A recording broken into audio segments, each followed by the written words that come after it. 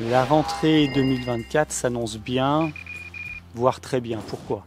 Une rentrée se prépare 9 mois à l'avance. Donc depuis le 1er novembre 2023, beaucoup de travail des uns et des autres, des services, du rectorat, de la direction académique, des circonscriptions, toujours au service des professeurs et des chefs d'établissement.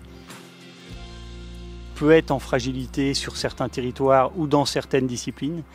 Pour autant, il y a eu une très forte mobilisation pour faire mieux que l'année dernière et pour faire en sorte qu'effectivement on ait un professeur devant chaque élève. Pour cette rentrée, on a trouvé, je pense, un certain équilibre. On a des fermetures de classe, on a des ouvertures de classe, on a plus de fermetures que d'ouvertures parce qu'on perd aussi des élèves. Des ajustements seront conduits au regard de la réalité des chiffres et de la situation des élèves à la rentrée lundi et mardi prochain. Donc on a une réunion avec les organisations syndicales jeudi prochain pour coller aux réalités du terrain. Donc il nous reste quelques postes à poser dans les écoles.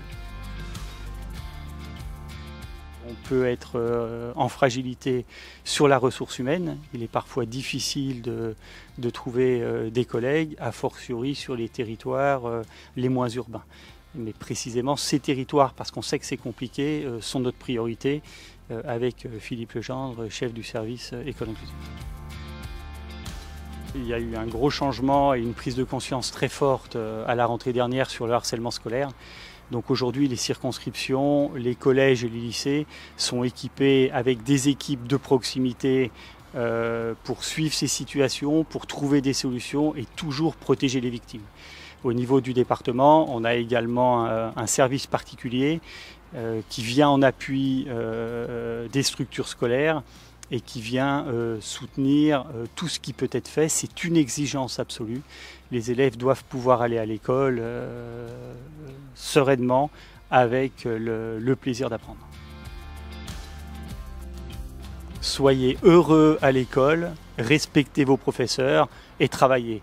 Et par l'effort, par le plaisir d'apprendre, tout est possible dans nos systèmes. Et également un mot d'encouragement, de remerciement et de profonde reconnaissance à l'ensemble des enseignants du département qui sont, je vous le disais devant les inspecteurs, fortement engagés.